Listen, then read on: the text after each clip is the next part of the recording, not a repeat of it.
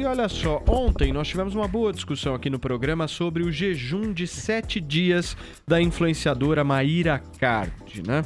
Ela que ficou uma semana inteira sem consumir nenhum alimento, apenas tomando água e depois montou uma própria horta dentro de casa.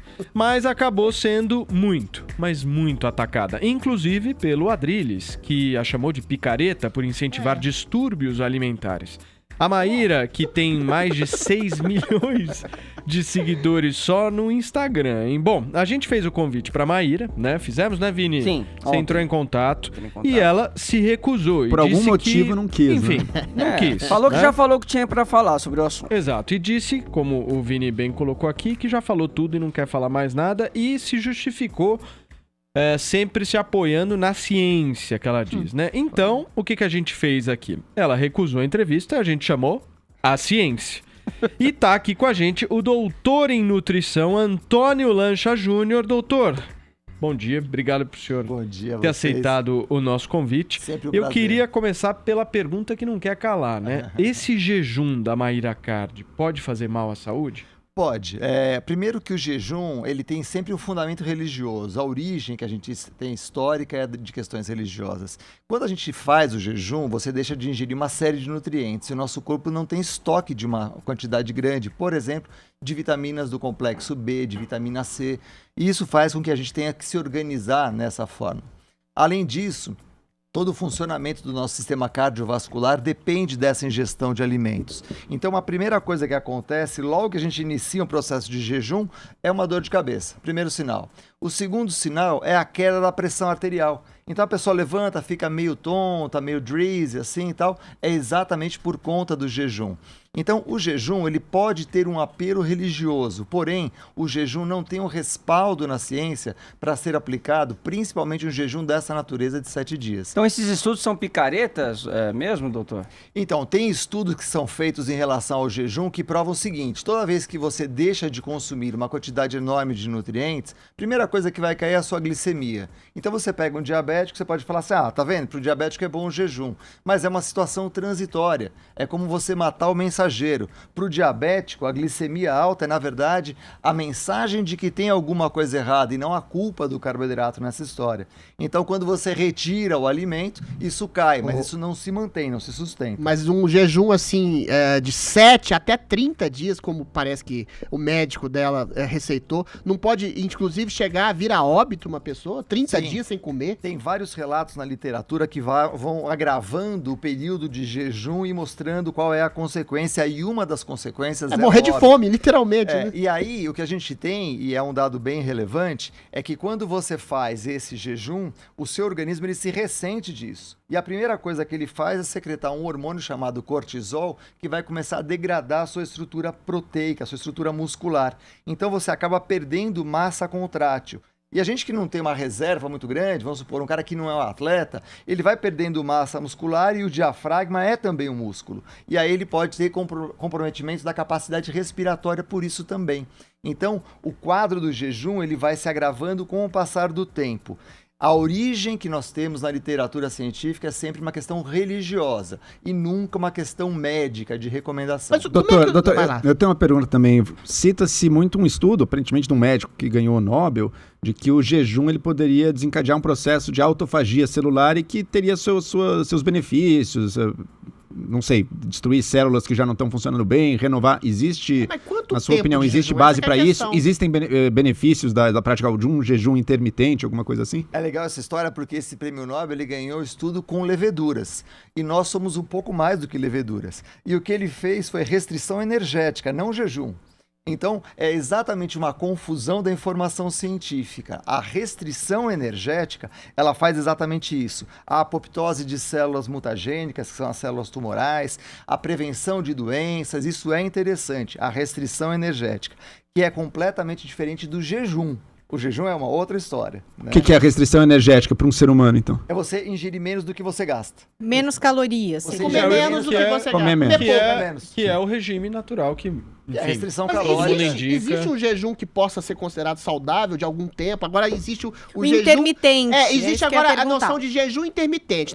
Uns 10 anos atrás era questão de comer de 3 em 3 horas. Muda-se isso o tempo inteiro. Isso não deixa as pessoas confusas com o que é realmente científico ou que é, sei lá, produto de propaganda de indústria alimentar pra você comer muito. Mas é muito legal essa pergunta, porque assim, quando a gente olha na ciência, que a gente vê, o primeiro estudo que foi feito com jejum intermitente foi o maior drop-off que a gente teve de voluntários. Esses voluntários nos Estados Unidos, eles recebem para ser voluntários. Os caras abandonaram o estudo mesmo recebendo. Por quê? Porque é uma situação muito desafiadora.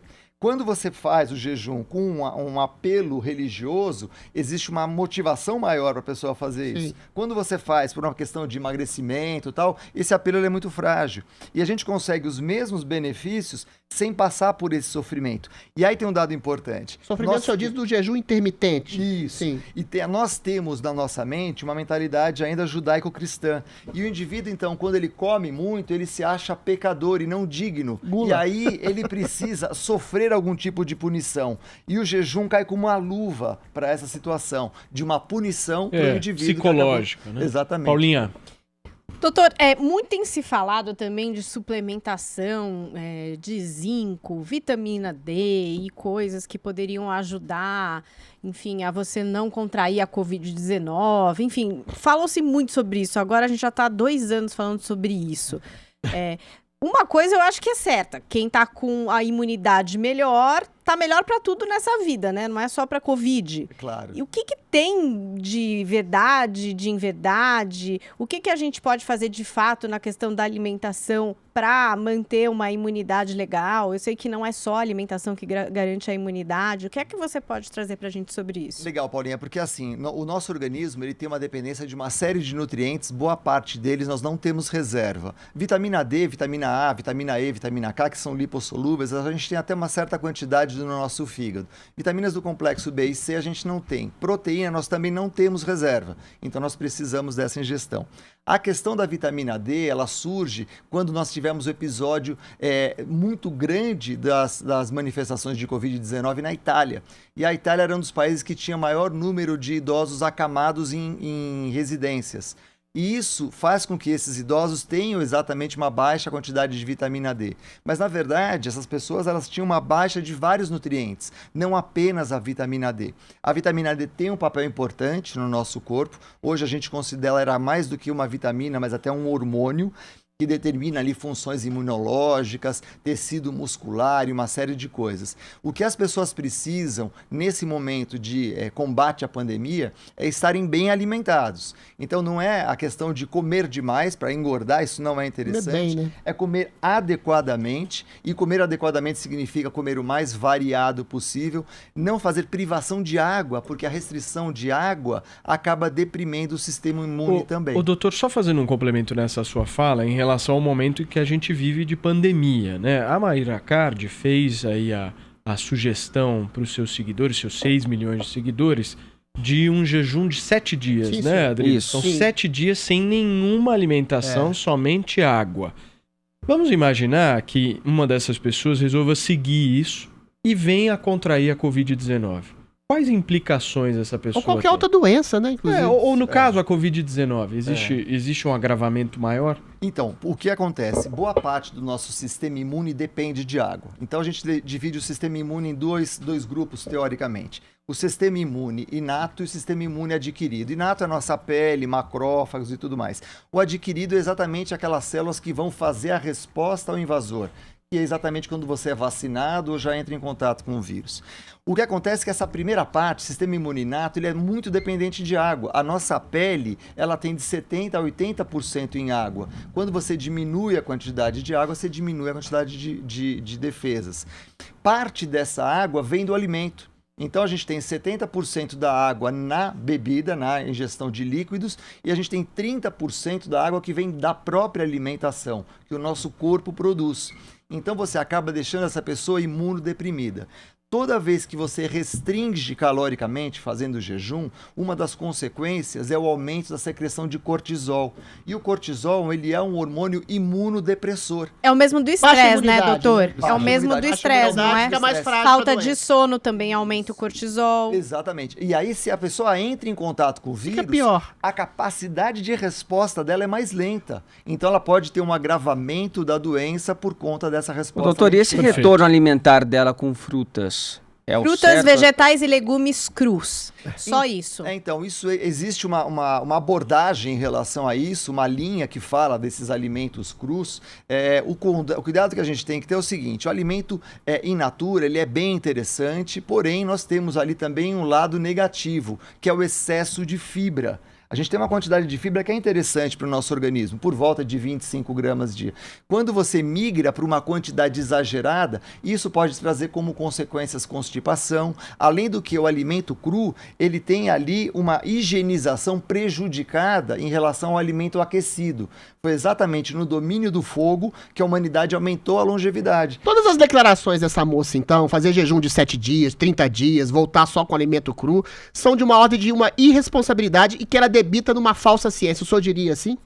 Então, eu diria que nós temos hoje uma base científica que faz com que as pessoas não precisem passar pelo sofrimento fazendo jejum, que elas não precisem fazer privações energéticas, privações de alimentos, que elas conseguem emagrecer e ter saúde fazendo uma alimentação balanceada, passando por um nutricionista, tendo um acompanhamento que é voltado e baseado na ciência. E não Perfeito. baseado na Maíra Card, né? Vamos ser sinceros. Perfeito. Doutor, muito obrigado pelo seu papo, pela sua presença aqui no nosso Morning Show. Antônio Lancha Júnior, ele que é doutor em nutrição. Obrigado, volte sempre, doutor. Obrigado a vocês pelo convite, é sempre um prazer estar aqui com vocês. Muito obrigado, valeu.